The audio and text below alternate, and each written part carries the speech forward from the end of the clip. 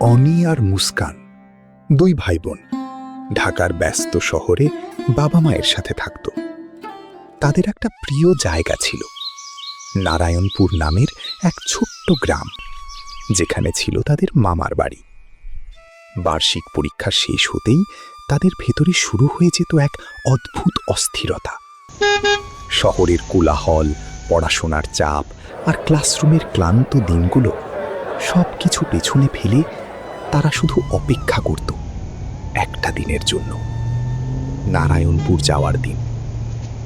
নারায়ণপুর গ্রামের চারপাশে ছড়িয়ে ছিল বিস্তীর্ণ ধান ক্ষেত, বাতাসে মাটির কাঁচা গন্ধ আর দূরে নদীর হালকা শব্দ। সব মিলিয়ে জায়গাটা যেন কোনো পুরনো ছবির ভেতর থেকে উঠে আসা এক জীবন্ত দৃশ্য। সকাল শুরু হয় পাখির ডাকে আর নরম রোদের ছোঁয়ায়। তাদের মামা পেশায় একজন কৃষক, কিন্তু জীবনযাপনে ছিল এক নীরব আভিজাত্য। বনেদি গৃহস্থ পরিবারের সন্তান হওয়ায় মামাকে খুব একটা মাঠে কাজ করতে দেখা যেত না। বছর জুড়ে বাড়িতে কাজের জন্য এক ঝাঁক লোক থাকত, যারা বাড়ির প্রতিটা দায়িত্ব নিখুঁতভাবে সামলে নিত।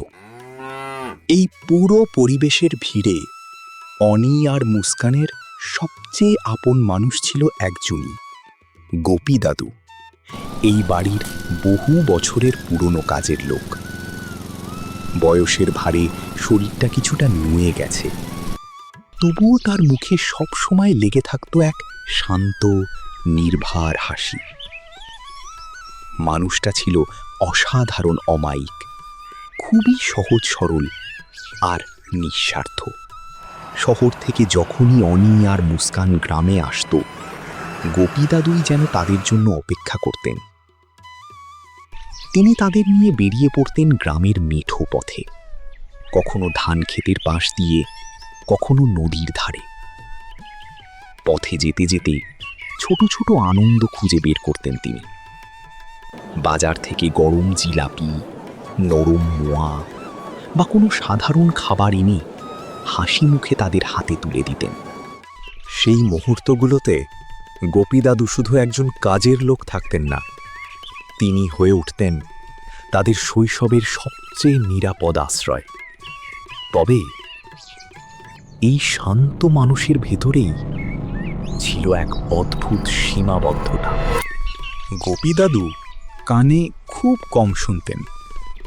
কেউ যদি তার খুব কাছাকাছি এসে জোরে কথা না বলতো, তাহলে তিনি অনেক সময় কিছু বুঝতে পারতেন না। তবুও এই অসুবিধা কখনোই কমাতে পারেনি তার হাসি, তার ভালোবাসা আর মানুষের প্রতি তার মমত্ববোধ। একদিন বিকেলে নদীর ধারে হাঁটতে হাঁটতে কৌতূহল চাপা রাখতে না পেরে অনি আর মুস্কান তাদের মামার কাছে প্রশ্ন করল, মামা, গোপী দাদু কি ছোটবেলা থেকেই কানে শুনতে পান না? মামা কিছুক্ষণ চুপ করে রইলেন। তার চোখে যেন হঠাৎ করে ভেসে উঠল কোনো পুরনো স্মৃতি। তারপর তিনি ধীরে একটা দীর্ঘশ্বাস ছেড়ে বললেন, না রে, গোপী কাকার জীবনটা একসময় এমন ছিল না। তার জীবনে একটা কালো অধ্যায় আছে, একটা ভয়ঙ্কর ঘটনা, যার কারণে গোপী কাকা সারা জীবনের জন্য তার শ্রবণ শক্তি হারিয়ে ফেলেন। অনি আর মুস্কান একসাথে একে অপরের দিকে তাকালো। তাদের চোখে তখন কৌতূহল আর ভয় দুটোই একসাথে জেগে উঠেছে। মামা আবার কিছুক্ষণ চুপ রইলেন, তারপর ধীরে ধীরে বললেন, সেই ঘটনার পর থেকেই গোপী কাকা আর আগের মতো নেই। চাইলে তোরা গোপী কাকার কাছ থেকেই সবটা জানতে পারিস, যদি সাহস থাকে। অনি আর মুস্কানের মনে তখন একটাই প্রশ্ন ঘুরছিল, একজন এত শান্ত, এত হাসি খুশি মানুষের জীবনে এমন কি ঘটতে পারে যেটা তাকে চিরদিনের জন্য বদলে দিয়েছে। আর সবচেয়ে বড় কথা, গোপী দাদু কেন কখনো সেই অতীত নিয়ে কথা বলেন না? মামার সেই রহস্যময় হাসি আর ছোট্ট সেই ইঙ্গিত অনি আর মুস্কানের কৌতূহলকে আগ্নেয়গিরির মতো জ্বালিয়ে দিল। পরের দিন দাদু যেখানেই যান, বাগানে জল দেওয়া হোক কিংবা পুকুর পাড়ে চুপচাপ বসে থাকা, অনি আর মুস্কানের অদম্য বায়না কিছুতেই পিছু ছাড়ে না। তাদের চোখে তখন একটাই প্রশ্ন, একটাই অস্থিরতা। আজ ওরা জানবে। শেষমেশ তারা দাদুর হাতটা শক্ত করে ধরে বায়না ধরল। দাদু, আজ তোমাকে বলতেই হবে কি হয়েছিল সেই রাতে। কেন তুমি আমাদের এত ডাক শুনতে পাও না? অনি আর মুস্কানের এই অবুঝ কিন্তু ব্যাকুল অনুরোধে দাদুর পাথরের মতো শান্ত মুখটায় হঠাৎ করেই স্মৃতির ঢেউ খেলে গেল। তাদের চোখের সেই অদম্য কৌতূহল দেখে দাদু বুঝতে পারলেন আজ আর এড়িয়ে যাওয়া যাবে না। অবশেষে সেই মাহেন্দ্রক্ষণটি এলো, যে মুহূর্তটার জন্য সবাই অপেক্ষা করছিল। গোপী দাদু অবশেষে রাজি হলেন তার জীবনের সেই ঘটনাটা অনি আর মুস্কানকে বলতে। চারদিকে তখন ধীরে ধীরে অন্ধকার নামছে। ঝিঁঝি পোকারা সমস্বরে ডাকতে শুরু করেছে। বাড়ির পশ্চিম পাশের খোলা বারান্দায় দাদু তার পুরনো কাঠের ইজি চেয়ারে গা এলিয়ে বসে আছেন। দাদু একটা দীর্ঘ শ্বাস ফেললেন, তারপর ধীরে ধীরে আকাশের দিকে তাকালেন। এরপর অতি ধীর কিন্তু গম্ভীর গলায় তিনি শুরু করলেন তার জীবনের সেই রুদ্ধশ্বাস, হাড় হিম করা গল্প। তোমরা ভাবছ এই বুড়ো মানুষটা কেন সব সময় এমন চুপচাপ থাকে, তাই না? কেন তোমাদের এত ডাক, এত আবদার আমার কানে পৌঁছায় না? এই যে নিস্তব্ধতা দেখছো, এটা কোনো বয়সের দোষ নয়, এটা একটা অভিশাপ। আজ থেকে ৩০ বছর আগে আমার জীবনটা এমন ছিল না। আমি ছিলাম নারায়ণপুর গ্রামের এক টগবগে জোয়ান। শরীরে ছিল অসুরের মতো শক্তি আর বুকে ছিল হিম্মত। কিন্তু সেই এক রাতের একটা জিদ আমার পৃথিবী থেকে সব শব্দ কেড়ে নিল চিরতরে। সময়টা ছিল ১৯৯২ সাল। তখন সবেমাত্র তোমাদের আয়শা দাদিকে বিয়ে করে ঘরে এনেছি। সংসারে তখন নতুন আনন্দ। আমাদের এই গ্রামটা তখন আজকের মতো এত উন্নত ছিল না। চারদিকে শুধু ধু ধু মাঠ আর বড় বড় বাগান। সারাদিন আমি হাড় ভাঙা খাটুনি খাটতাম মাঠে, আর বিকেল হলেই আমার গন্তব্য ছিল নারায়ণপুর বাজার। ওটাই ছিল আমাদের আড্ডার জায়গা। বন্ধু বান্ধবদের সাথে গল্প গাছা সেরে নিত্যদিনের বাজার সওদা করে তবেই আমি বাড়ি ফিরতাম। সেদিনও নারায়ণপুর বাজার থেকে ফিরতে ফিরতে বেশ রাত হয়ে গিয়েছিল। অমাবস্যার কাছাকাছি সময়। চারদিকে খুটখুটে অন্ধকার। হাতে আমার সেই ৩ ব্যাটারির পুরনো টর্চ লাইট। মনের সুখে গুনগুন করে গান গাইতে গাইতে মাঠের পথ ধরে হেঁটে যাচ্ছিলাম। হঠাৎ গ্রামের সেই পুরনো পরিত্যক্ত বাগানটার সামনে আসতেই আমার পা দুটো যেন মাটিতে গেঁথে গেল। বাগানটা থেকে আসছিল এক অদ্ভুত পচা গন্ধ, আর গা ছমছমে এক নিস্তব্ধতা। হঠাৎ টর্চের আলোটা বাগানের ভেতরে ফেলতেই আমার রক্ত হিম হয়ে গেল। দেখলাম 5-6 জন অদ্ভুত চেহারার মানুষ গোল হয়ে বসে আছে। তাদের পরনে আমাদের মতোই লুঙ্গি গামছা, কিন্তু তাদের বসার ভঙ্গি আর সেই নিস্তব্ধতা স্বাভাবিকের বাইরে। তারা কিছু একটা খাচ্ছিল। আমার টর্চের আলো যেই তাদের ওপর পড়ল, তারা একসাথে আমার দিকে তাকালো। তাদের চোখের মণিগুলো যেন আগুনের গোলার মতো জ্বলছে। তাদের মধ্যে একজন হাত তুলে ইশারায় আমাকে লাইট নেভাতে বলল, কিন্তু আমার রক্ত তখন গরম, শরীরে তখন তারুণ্যের দম্ভ। আমি লাইট তো নেভালামই না, উল্টো জোরে হাঁক দিয়ে বললাম, কে ওইখানে? অনেকক্ষণ ডাকলাম, কোনো উত্তর পেলাম না। রাগে আমি একটা পাথর কুড়িয়ে তাদের দিকে ছুঁড়ে মারলাম, আর ঠিক পরের মুহূর্তেই এক অলৌকিক কাণ্ড ঘটল। চোখের পলকে লোকগুলো ধোঁয়ার মতো বাতাসে মিশে গেল।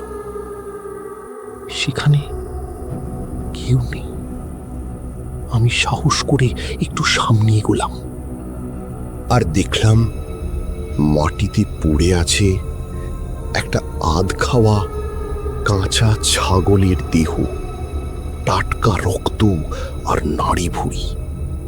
দেখে আমার শরীরটা প্রথমবার ঠান্ডা হয়ে এলো। সেই মুহূর্তে আমি বুঝতে পারলাম, আমি মানুষের কোনো সাধারণ আসরে ঢিল মারিনি। আমি ঢুকে পড়েছিলাম এক অশরীরী ভোজ সভায়। এর কয়েকদিন পর থেকেই শুরু হলো অদ্ভুত সব উপদ্রব। একদিন সন্ধ্যায় বাজার থেকে 2টো বড় ইলিশ মাছ নিয়ে ফিরছিলাম। মিঠো পথে হাঁটতে হাঁটতে বারবার মনে হচ্ছিল আমার ঠিক পিছনে কেউ একজন পা মিলিয়ে হাঁটছে। আমি যতবার পিছনে ফিরি, তাকিয়ে দেখি পিছনে কেউ নেই।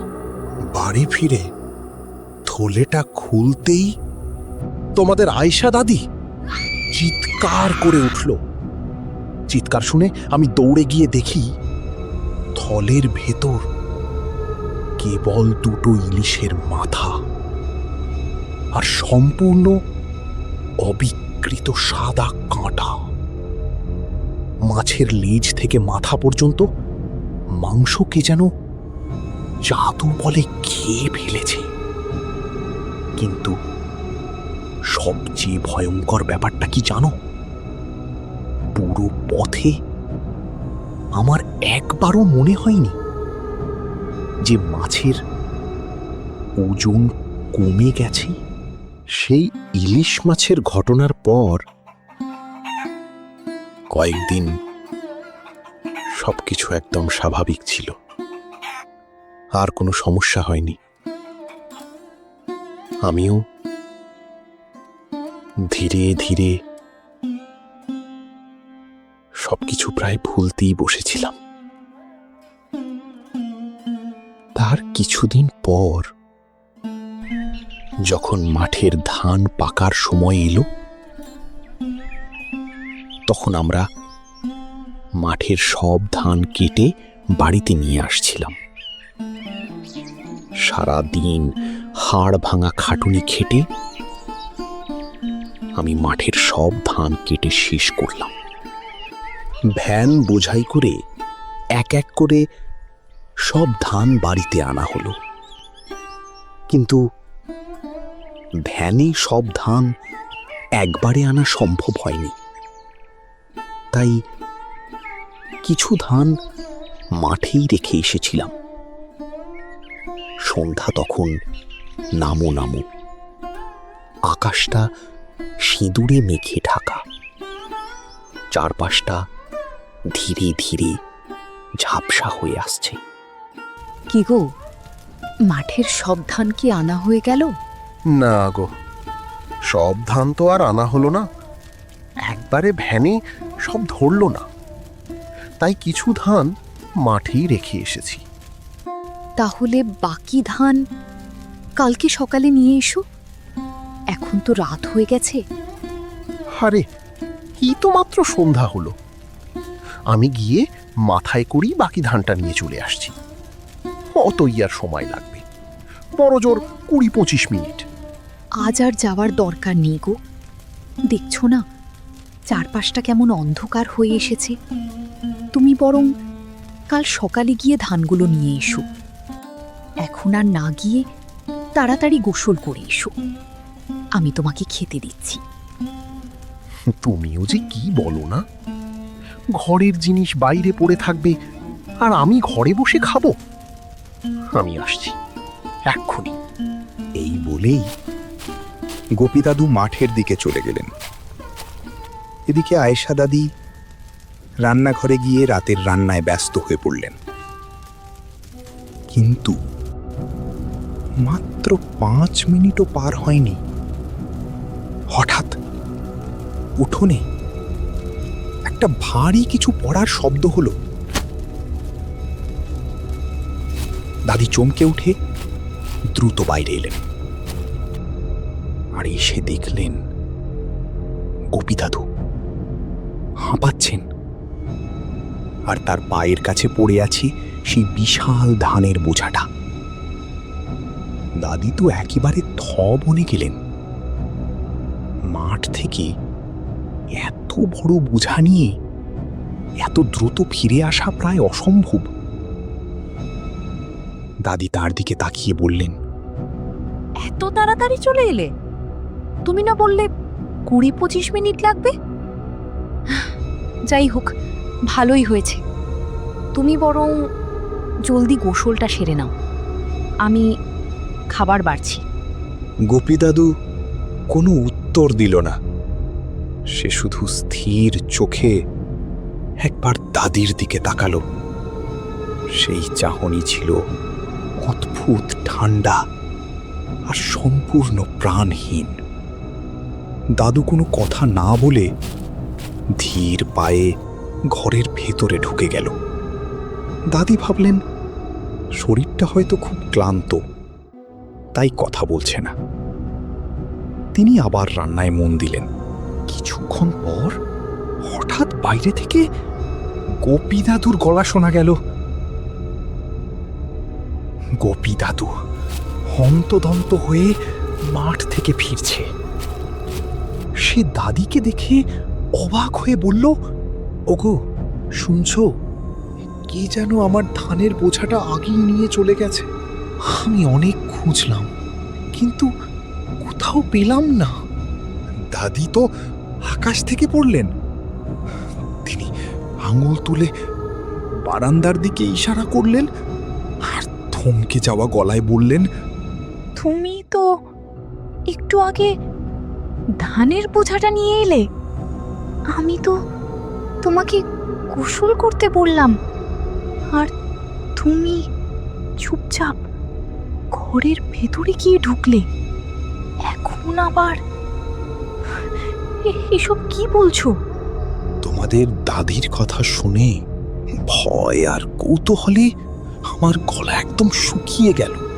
আমি আর কিছু না ভেবেই সোজা ঘরের ভেতরে ঢুকে গেলাম।